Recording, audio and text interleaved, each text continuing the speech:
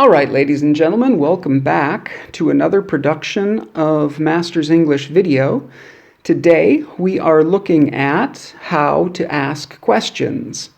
This video is for people whose language level is A2 or B1 according to the Common European Framework, the CEF. We could also call this video, Why Do I Need Do, Does, or Did? We're going to start by looking at object questions. And with object questions, we have a formula. And if you look right next to the object questions there, you've got QW, which stands for question word, plus verb 1, plus the subject, plus verb 2. Now, most questions are object questions, so this formula applies. So let's take a look at some examples. Where do you work? Do you like your job? When did she start working at the company? How long have you been working here? Are you going to the meeting this afternoon? Does your boss listen to you? Could you do me a favor? Shouldn't we arrive a few minutes early? Have you ever ridden a horse? Now look at each of those questions. What you notice is it follows our pattern. You've got a question word, and then you've got the first verb, and then the subject, and then the second verb, the V1 subject, V2. Now, of course, there are, as always, exceptions, but very few here. The exceptions are the verb to be. Am, is, are, was, were. These verbs can stand alone. Take a look at these examples. How old are you? Were you tired when you got home? Where is she? If you look at the various verb structures in English, what you automatically notice is that most of them already have two or more parts. Take a look at the present continuous. I am living in Kiel at the moment. The past continuous. I was living in Kiel when I met my wife. The present perfect simple. I have lived in Kiel all my life. For the most part, every tense is a compound tense, which means it's made up of two parts, except the present simple and the past simple. And in these cases, we're going to have to add something. We're going to have to add another verb when we make a question. And basically it works this way. You've got the present simple and you've got the statement, I live in, and now there's missing information. And we have to ask a question to get that missing information. Because you can't just say, where live you? That's not English. That's not the way we do it. So we have to add a helping verb. Now, in the present simple, we have two choices of helping verb. We can add do, or we can add does. In this case, I add do. Where do you live? And moving over to the past simple, I lived in Kiel from, and now we're looking for time. So our question word for time in this case is when. Now I can't simply say, when lived you in Kiel? Once again, we have to add a helping verb. And the helping verb that we add is did. When did you live in Kiel? Now let's walk through this step by step. Here's what we've got. We've got a statement. They work, but there's missing information about where. And so we have to formulate a question. Well, one of the verbs that we need for the question is already there, work. And so we start with where, and now we've got to add something here. We've got to add one verb, and then we have they work. Now, our choices are do or does. which one should we use in this case? Well, we should use do. Why? Because do and they fit together.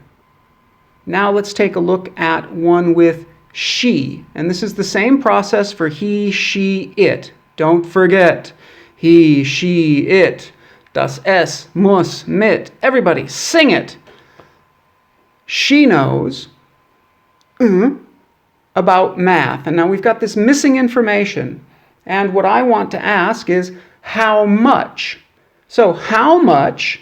Now, one of our verbs is already there, knows. And watch what happens. How much? And then we've got this empty space. And then we've got she know about math. Well, once again, it's present simple, so our only choices are we can add do or we can add does. So which one do you think we need? You are absolutely right. How much does she know about math? Why? Because does goes with she. But there's something else that happened here, isn't there? Take a look. We had this, in the statement, we had this she knows. And what happened to this S? It got taken off of knows in the question, and so we just have know in the question, and it gets moved over to the does. That's where we see it now. It's been moved over to the do, so the do has become does. How much does she know about math? And if we take a look at one in the past simple, for example, he finished last week, and we're looking for the thing that he finished. So it's a what question. What? Then we need something there. He finished last week. And we know it's the past simple because we've got that nice ed at the end. Shows us quite clearly this is a regular verb in the past simple. What did he finish last week? In the past simple, there's only one choice. It's always did. That ed has come down. The past tense has been put into do. Do becomes did. And the ed comes off of the main verb, finish. So what did he finish last week? Which brings us to one more thing that we have to take a look at. The verb have. So if have is a main verb, it follows the pattern where you add do, does, or did. But it's only used in the present simple and the past simple. For example, when did you have lunch? Do you have any time for me next week? How often do you have meetings at work? Do you have the information I asked you for? How often does she have piano lessons? But if you look at the way have behaves as a helping verb, then you see something else.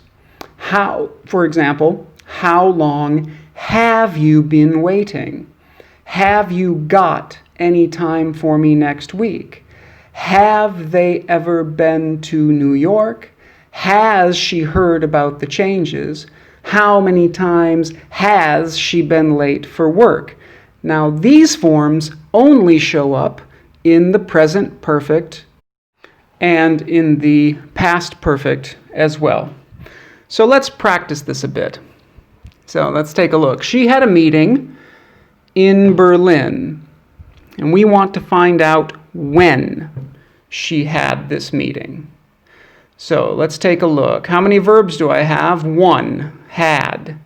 Now, if I only have one, it means I need to add another one. I start with my question word, when, and then I have to figure out what verb I need to put in here. And she have a meeting in Berlin. Well, I know it's in the past simple, and that helping verb for the past simple is always did. So the had becomes a did, and it keeps the time, and then the past tenseness of the main verb goes away. It goes on to the did, and the main verb then goes into its first form. When did she have a meeting with the boss? Now, let's take a look at this one. We have been, or been, as my British friends say, we have been watching, what? For over 10 minutes. Now, let's see if we've been paying attention. Will we have to add anything to make the question? Do we need do, does, or did? Well, let's do it the old-fashioned way. Let's count. Count how many verbs you have in the statement. Are there more than 2? Ah, looks like it. Have been watching. In that case, you have all the pieces you need to ask your question. What have we been watching for over 10 minutes? And the answer is, we've been watching this video for over 10 minutes. And now it's time to say goodbye. Thank you for watching. This has been a production of Masters English Video. If you liked it or you'd like to do some quizzes, we've got tons of quizzes on our website. Just go to www.masters-english.com. Look forward to seeing you there.